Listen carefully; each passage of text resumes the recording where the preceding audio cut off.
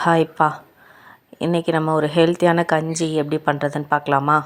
இது உளுத்தம் பருப்பும் பாசிப்பருப்பும் கலந்து பண்ணுற கஞ்சி.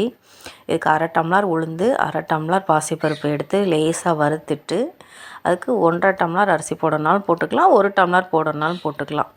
எல்லாத்தையும் நல்லா கழுவி நல்லா தண்ணி காஞ்சோடனே அதில் போட்டு நல்லா கொலைய வேக விட்டுட்டு, அது நல்லா வெந்துட்டுருக்கும் போதே ஒரு 20 பல் பூண்டு அதையும் உரித்து போட்டுட்டு, 1 ஸ்பூன் வெந்தயம் இதையும் போட்டுட்டு நல்லா வேக விடணும். நல்லா வெந்த உடனே இதுக்கு நம்ம ஒரு தாளிப்பு கொடுக்கணும்.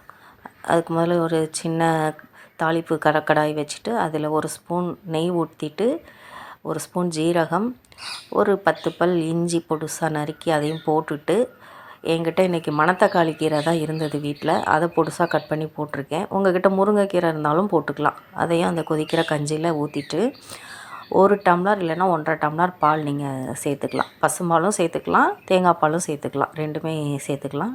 இதை செஞ்சு பாருங்கள், டேஸ்ட்டாக இருக்கும்.